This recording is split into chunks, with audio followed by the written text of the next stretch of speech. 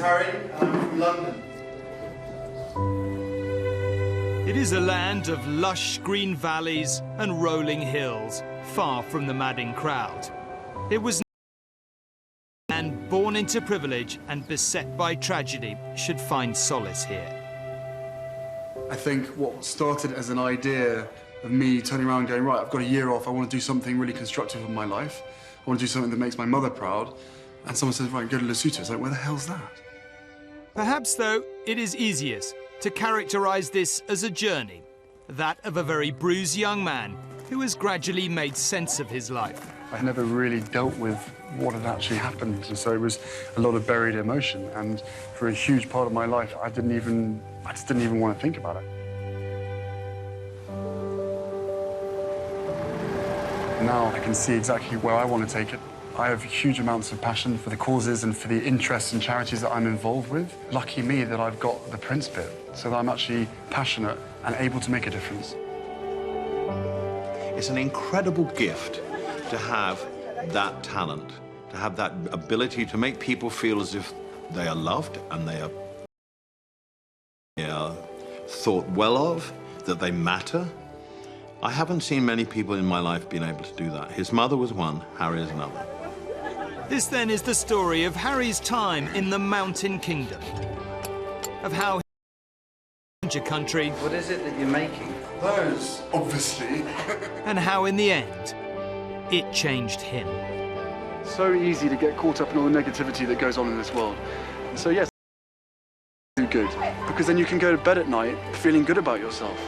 The good stories are what make people fun to be good, and it's boring to be bad.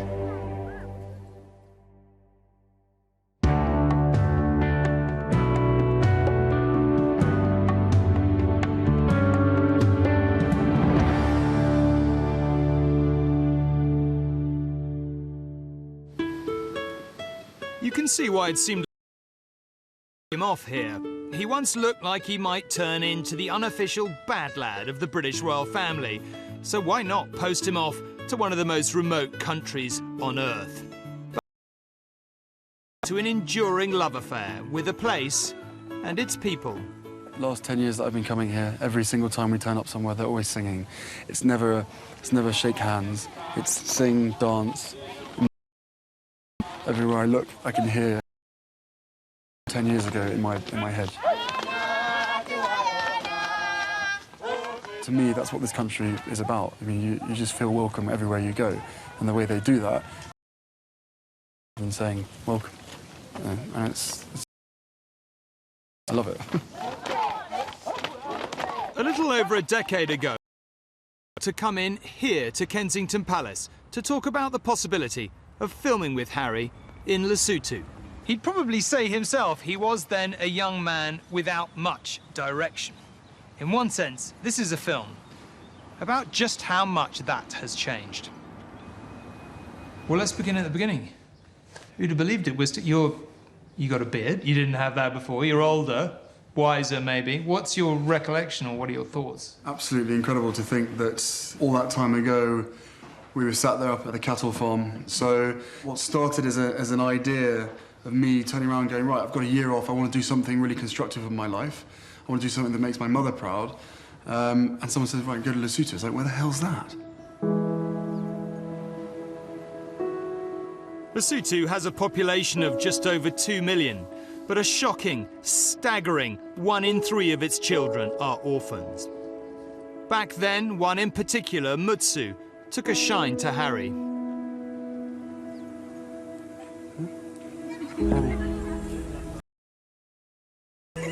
I got a mumble there, and it was Harry. Oh, yes. And there was a whole group of kids that I met, and for some reason, I can't remember why, we just sort of latched onto each other. And he was, he was tiny. And I certainly hand and going to plant the tree and pouring water on it. And his little wellies that we gave him, he never took them off even when he outgrew them, and even in the middle of the summer, he was still wearing wellies. There's always 1 or 2 kids that sort of stand out from the rest, and he was certainly one of them. Yeah, these are the wellies. Does it look cool? Abandoned as a tiny boy, Mutsu is still being cared for by one of the prince's charitable partners here. Today, Harry is on his way there.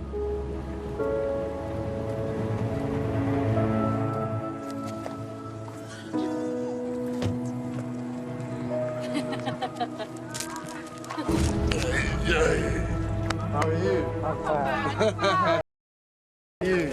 How big you are now? How old are you now? 15? 15. Good man. I got your letter. In the letter you sent me. Remember? Where's our treat? This one? Is it? Yes. It looks very different to when I was last here. Pear tree. Pear tree? Our tree has survived. The fence that we built is still there. He's in charge of the garden, along with a couple. And at that age, he's got a serious responsibility in life, and that's great. Not to have been there, and for us not to know where he was, because then we know that he's happy with a family member, but sadly for him, that's not the case.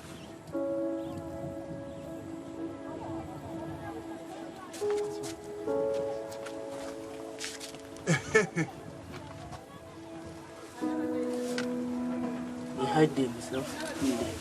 They hide. How many? Lots. Maybe 10. 10? Yeah.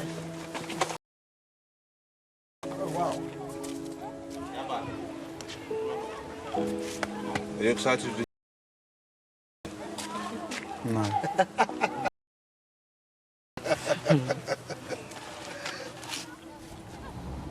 So how did we get here? Well, let's wind after by a prince who's also a second son. When he first came out during his gap year, there was a huge electrical storm on arrival. And he looked at me, he looked at me, and I was thinking, he's wondering, am I really in that right place at the right time? But he was up for the challenge. And immediately we went up to the mountains, and he fell in love with Lesotho. And more importantly, he fell in love with the children of Lesotho.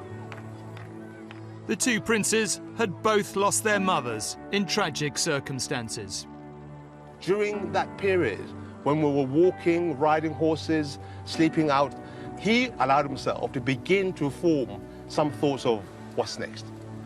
It was no exaggeration to say that HIV and AIDS was hollowing out Lesotho, with many thousands of children left to fend for themselves. The two princes decided enough was enough.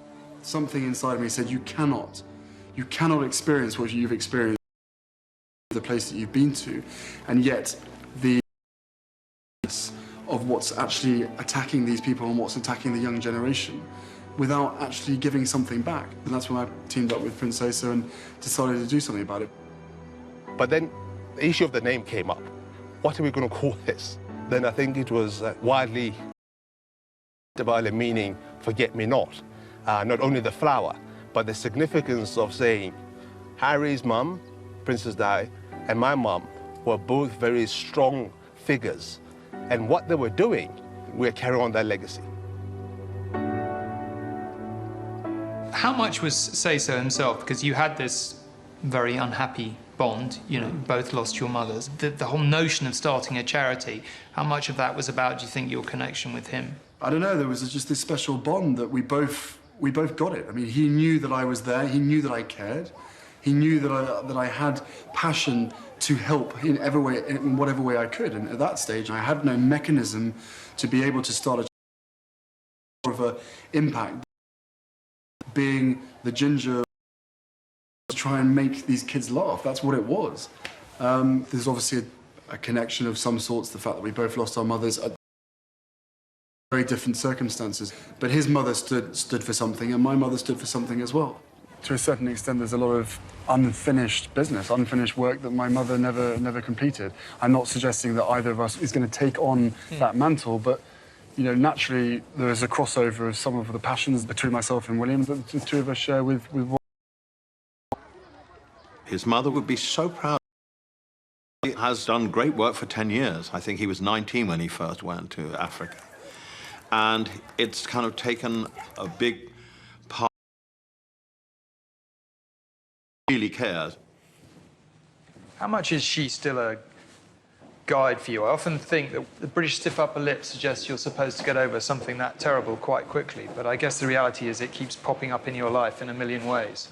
Yeah, I mean, there's the constant reminder, of course there is, occasionally when you open a newspaper or I think there's a huge majority of the British public especially who every time or my brother look at us and then think of our mother. The long and the short of it is this. Harry has grafted going and now he has very big plans. Time then to...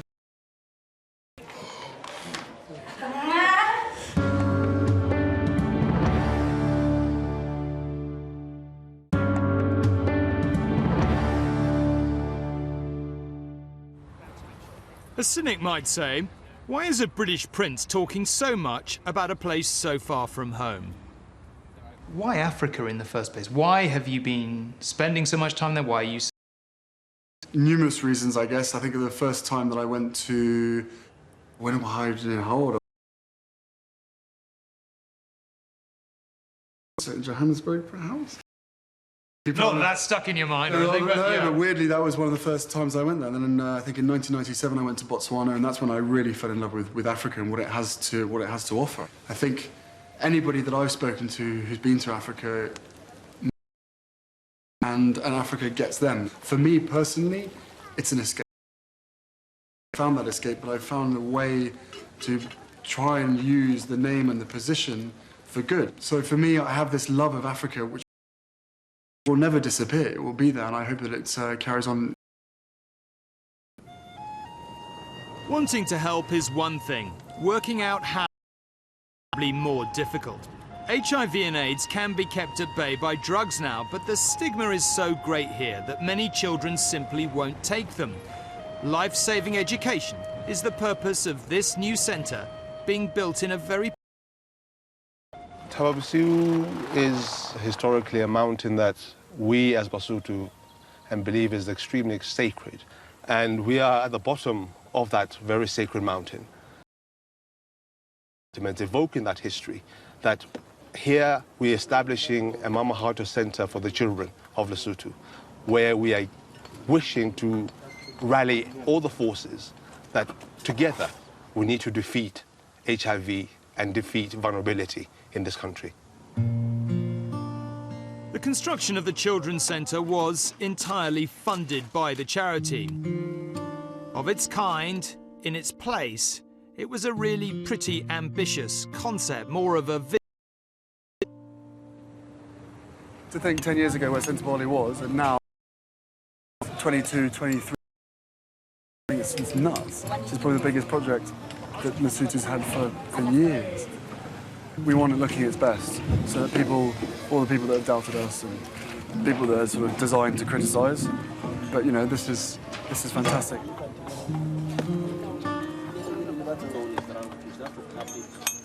At this point, the opening of the centre was a year away, and both princes get their hands dirty helping to build the entrance and demonstrate their really excellent construction skills.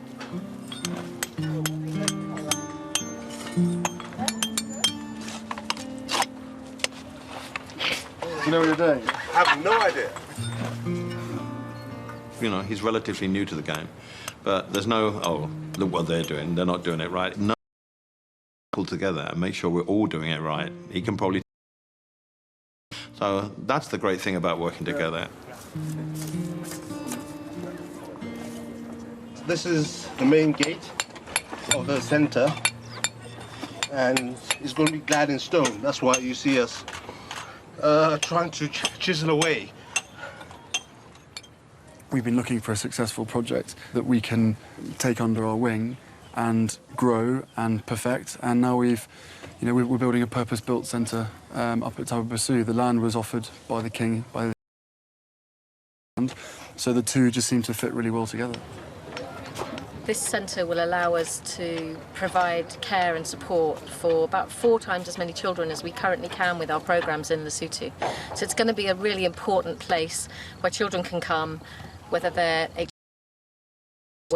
got disability or come, spend some time here, get all the support and care that they need, and facility for them with all of the kind of things that we need.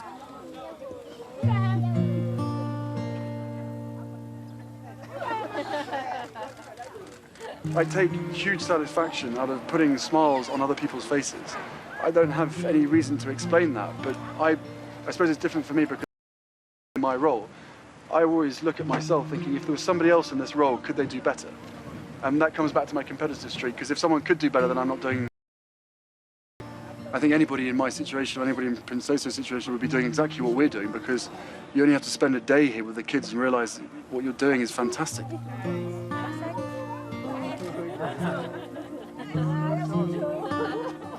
A critic might say, though, exactly that. You're escaping. You're a British prince. Why aren't you here, concentrating on things here? Why are you going out to Africa? I never went there to start up a charity. That was not my plan. I'm not one of those people who wants to started a charity in Africa to my list of things that I know I need to do.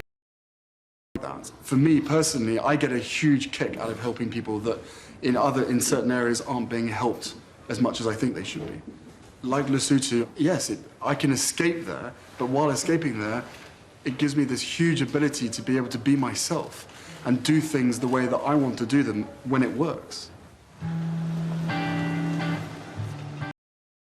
Northern Africa, but its terrain is mountainous, it frequently snows, and the temperatures sometimes drop far below zero. Continues, Seisso takes Harry back to one of their first formative projects, providing education for herd boys. Right at the beginning, we sat down and tried to work out where we could have the biggest effect and where we thought the biggest problem was. There's a huge majority of very, very young boys, kids aged 9, 10, all the way up to 17, 18, with no education at all. And it just seemed, if we're going to make a difference anywhere, that's where we really need to make the difference, because it's wrong that a 9, 10-year-old kid should be armed with a stick, wrapped in a blanket and a pair of wellies, and that's all they own, up in the mountains, 2,500 metres or whatever it is. That, to me, seems incredibly wrong. And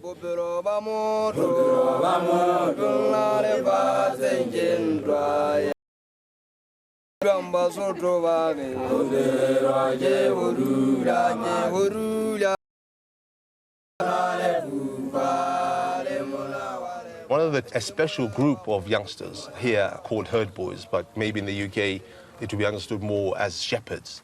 They're having to herd animals way up in the mountains, several miles away from any civilization, for 6 months, 7 months at a time. Now, these guys don't get any education, but more importantly, when we relate that non-education to the fact of them not being given the advantage of knowledge of HIV, those are very dangerous mix.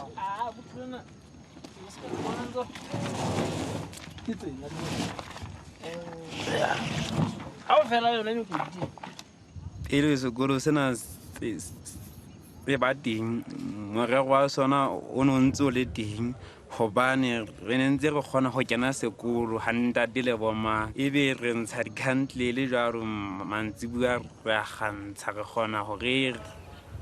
the Herd Boys project is huge for us. We've built a few schools in some of the most remote places in Lesotho, and these kids are walking 3 to 5 hours away to come after the day's finished. And we've got volunteer teachers teaching them, and they come and they want to learn. They get a hot meal, they get a blanket, they get new wellies, gloves if they need it during the winter.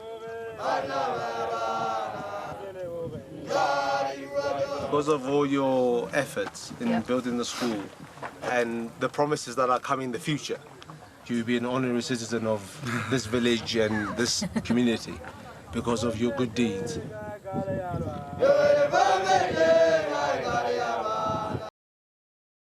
That you're able to come as many times as possible and learn and shelter and everything else that comes with this building. And we hope that you can spread the word to everybody else, all the other herd boys, no matter what age, however young and small.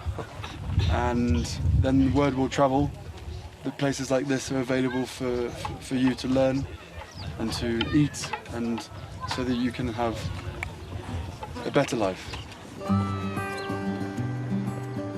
Lesotho might be beautiful, but too.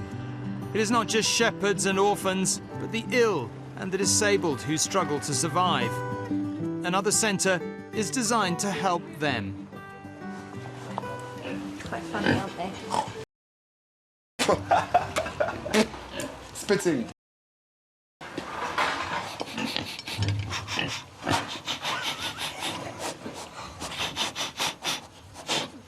So sweet. So these guys are in charge of the farm down here? Interest in piggery, we focus on that to help him get all the skills that is based on piggery. And they milk the cows as well? They milk the cow, Cows, they There are chickens in there? Yes, there are chickens in there. They are running away now. Uh-oh.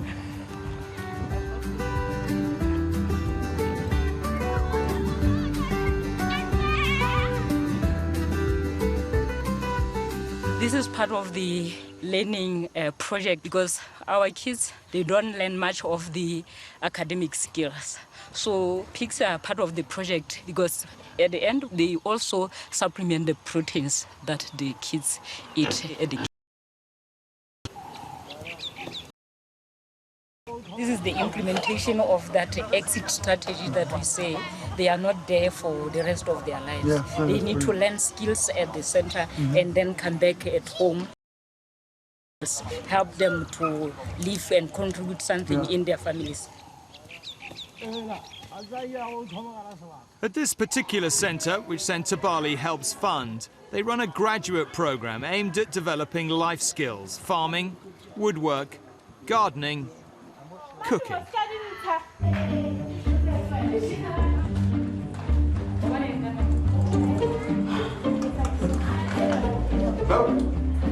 No? More sugar? No. Flour?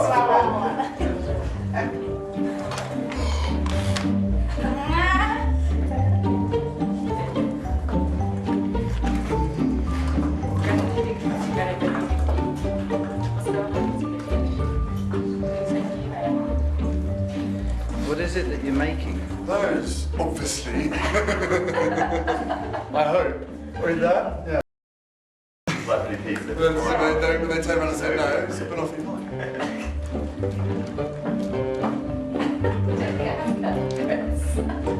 More? Yes. I'm sure that was. I should be doing that though. This looks really easy.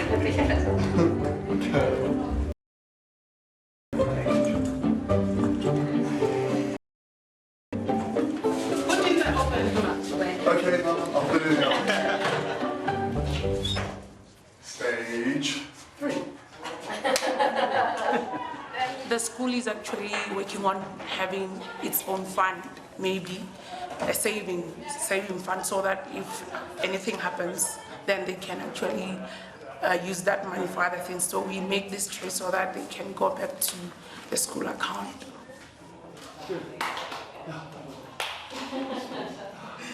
Kids can make anything out of papier-mâché that they can sell later on. The issue is to turn disabled children into young entrepreneurs. So this is how Centre Bali now works with partners. This is part of our new approach of outreach. How's it going? Where they were cast, saying they cannot do anything in life. We are wrong. We are saying it's not inability. I love working here.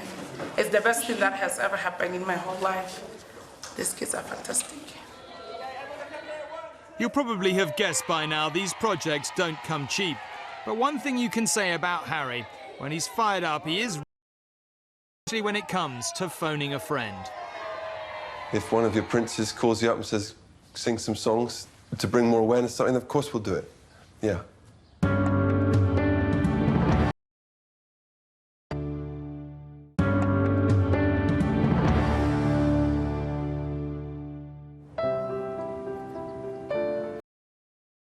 So, we were discussing Phone a Friend. Well, today, Grammy Award-winning soul singer Joss Stone, an ambassador for the charity, is visiting another of its projects, a school for the blind.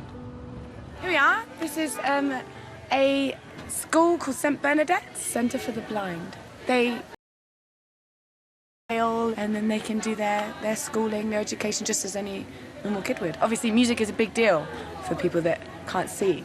Good to see you. Is that the Centre Ballet song? Well, they've been practicing a few songs, actually. Oh, okay. So I'm sure you're going to be incorporated in one of them. Oh, no. I hope they don't embarrass you or something. I hope I don't embarrass myself. Hiya. I'm Joss. Nice to meet you. How you doing? I'm Joss. How you doing? Hiya. My name's Joss. What's your name? I think they've written it down in Braille, so they know the words.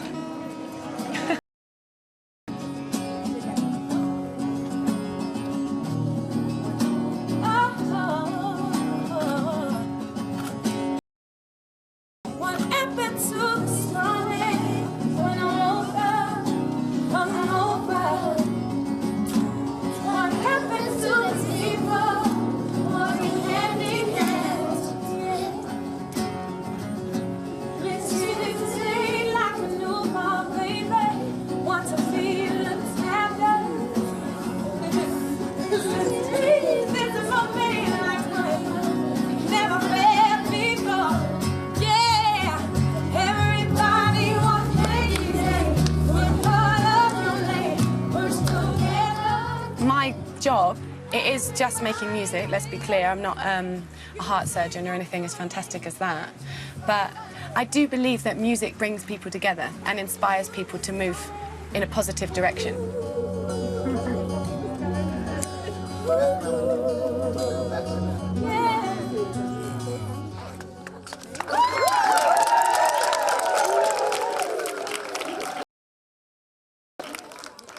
You've kept this charity going all this time.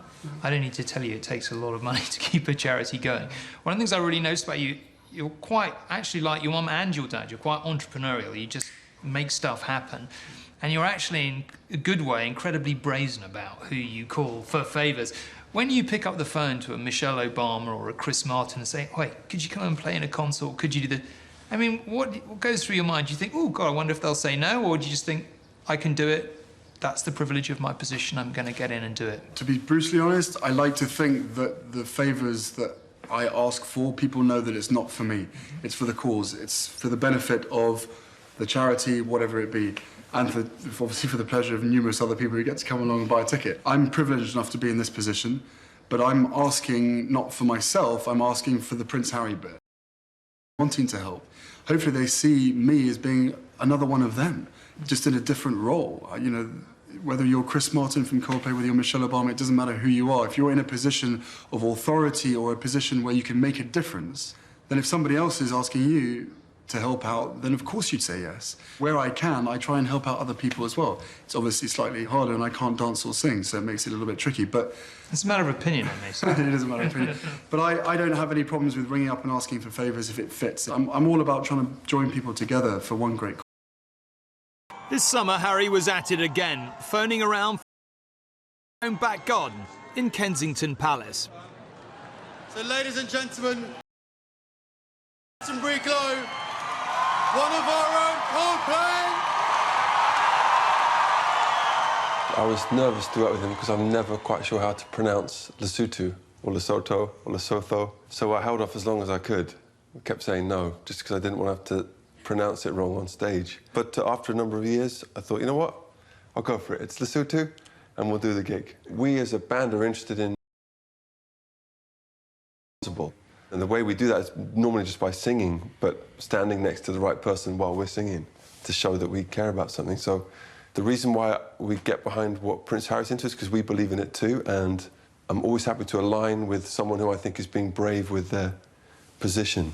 I think we should all because we're all magical and marvellous. The more people that remind everyone of their individual magic, the better. HIV and AIDS is a giant and affects so many young people, especially in Africa, who didn't ask to get it, didn't do anything.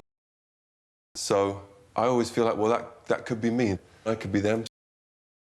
Calls you up and says, sing some songs to bring more awareness to something, of course we'll do it. Thank you to Coldplay. Thank you so much. You've rocked the palace. You've rocked the palace.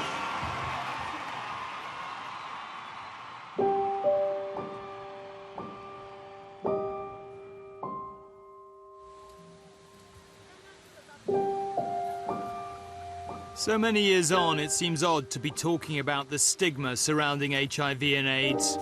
But it is there, sure enough. One way Harry draws attention to it is by getting himself tested. So what we're going to do is an HIV test. It's an instant test. It only takes about a minute to do. It's probably one of the best ways to indicate whether one might have HIV or not. You know, just by going down and having a simple blood test myself. The request for home testing kits was up 500% or something, so for really achievable. Straight away, as I can tell you here, you have an HIV non-reactive. All right. So everything is fine. Of course. But the key is to try and teach people that the disease is not these days a death sentence, that you can live with it, and many do. There's clearly so much stigma surrounding the issue of HIV and AIDS. The lack of understanding of the difference between the two of them is huge. There are so many kids and people that end up dying HIV positive. Their immune system is so broken down that a very simple cold could end up killing them. So the key to Centre Bali going forward is this psychosocial care bit around adolescents. Today, you know, HIV, AIDS is the #1 killer of adolescents across sub-Saharan Africa. Because kids don't take their drugs and... Yeah. In Lesotho, as an example, you've got a bunch of kids who have absolutely no idea about HIV. They're not... Now we've got the drugs and the pills to be able to give these kids a healthy, happy, long life, yet we're not educating them or empowering them to make their own decisions. You can't just give people medication and go, right, if you take this for the rest of your life, twice a day, you'll be fine. It just doesn't work like that. All of which brings us back to the central project, which is to educate children about a disease that stalks their world. The approach represented in everyday ways, like with a football conversation. HIV, 10 years ago, 30 years ago, when this first came out, it was almost like a death sentence. But now we know better. We are saying, come out, be tested, you be put on medication, and your life can be prolonged and you can be a healthy, bubbly, energetic person. So these kids here, they're jumping up and down. It just shows that it is not the end of your life. You can choose to live longer and healthier if you want to do so.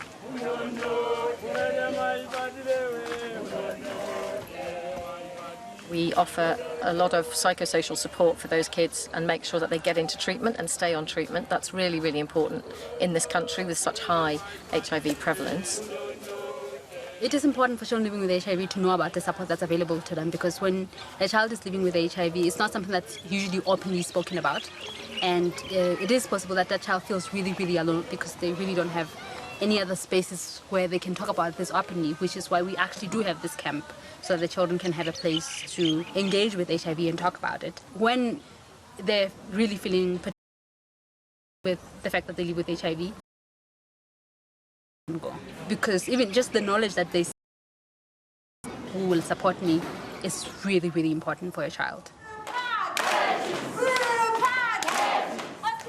These kids are more than willing to accept amongst their peers. Fine, you know, we are different, but with medication, then how can we help you?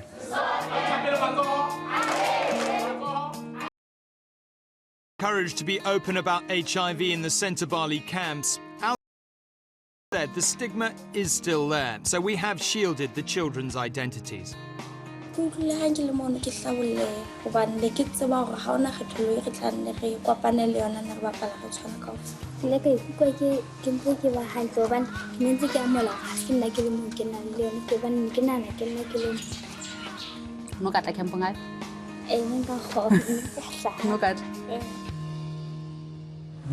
have a responsibility to educate these kids on what it is that they've got, how they can look after themselves, and more importantly, how they can look after everybody else around them. And talking about it, bizarrely, is one of the easiest and quickest solutions. So while the age continue, Harry heads back to the more general work supporting orphans. It's not hard to see why he feels at home here. Sometimes raged against his fate, the ability to help young boys like Mutsu is clearly effective therapy.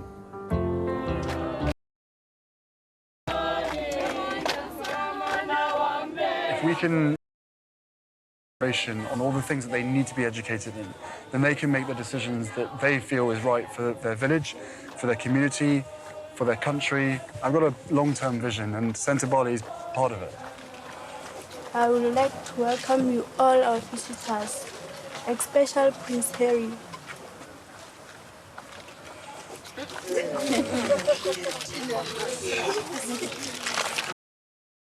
Especially Prince Harry, your presence here shows us the love and the care you have for us. May God bless you.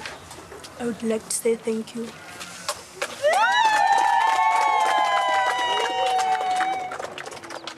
But when all is said and done, no one really thought he'd still be coming here more than 10 years on. Fired up he may be. He's a very persistent man too.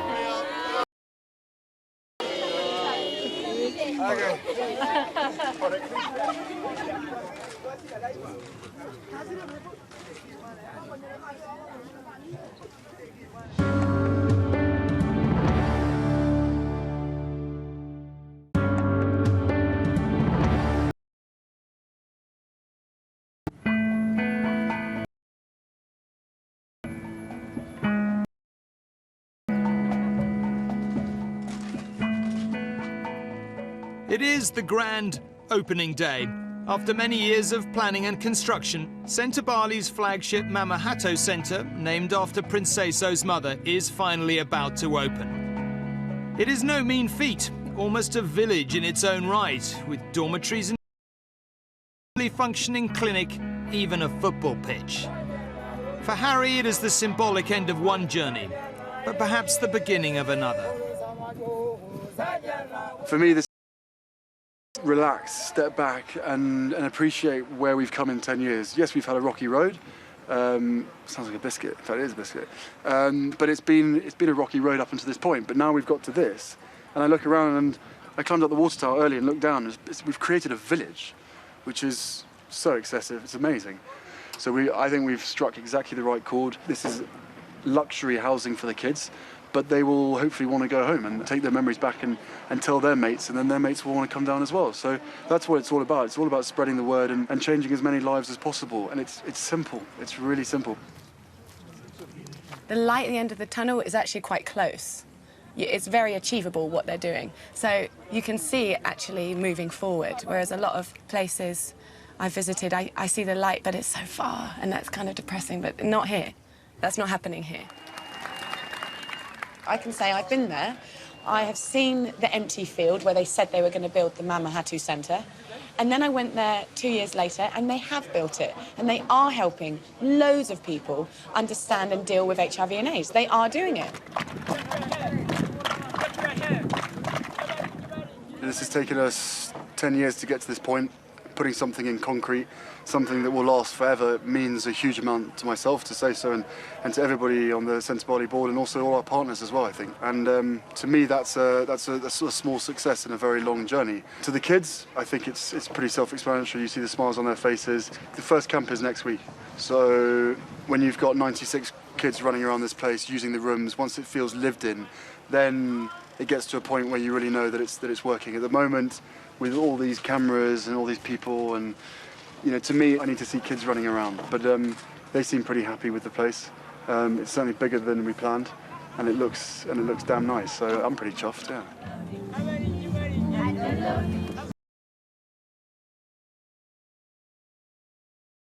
No more unnecessary deaths. We need our children, we need our society to be happy, healthy, and productive. And this is where we're putting the stake on the ground with this camp and saying we are fighting against HIV and AIDS. We hope to reach in excess of 50. This place will be full of screaming children, HIV-positive children that will come here to learn about the disease they have, how to take antiretrovirals, and how to speak out for themselves and learn about their issues and learn how to cope and deal with this.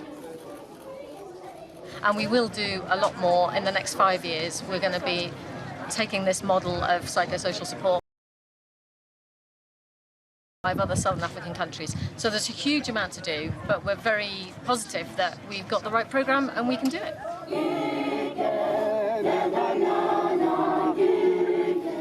It is Harry himself who most clearly articulates why he has been on this particular journey. Have been robbed of their childhoods by extreme poverty and the ravages of HIV and AIDS. Behind those smiles, it was clear they desperately needed care, attention, and above all, love. I felt an overwhelming connection to many of the children I met. We shared a similar feeling of loss, having a loved one, in my case a parent, snatched away so suddenly. I, like, always be a gaping hole that could never be filled.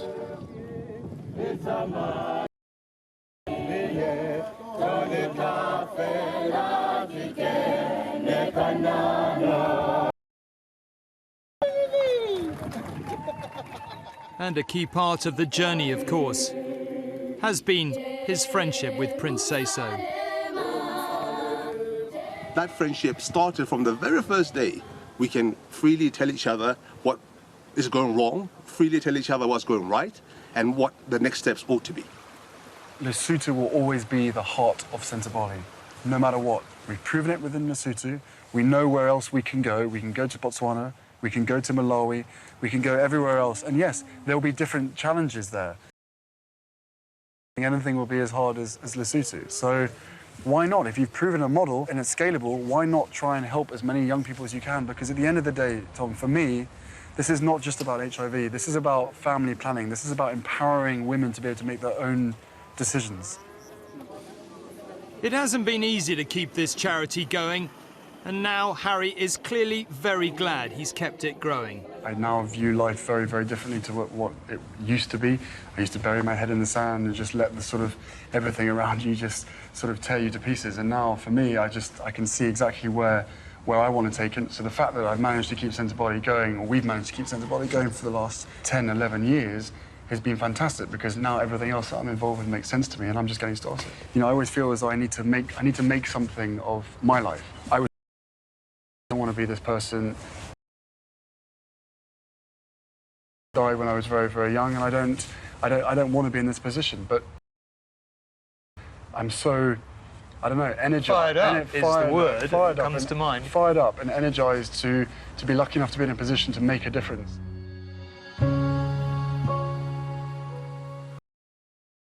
About a year after the opening of that flagship centre, Sentebale ran its first camps for adolescents living with HIV in Botswana, the start of a planned expansion across sub-Saharan Africa.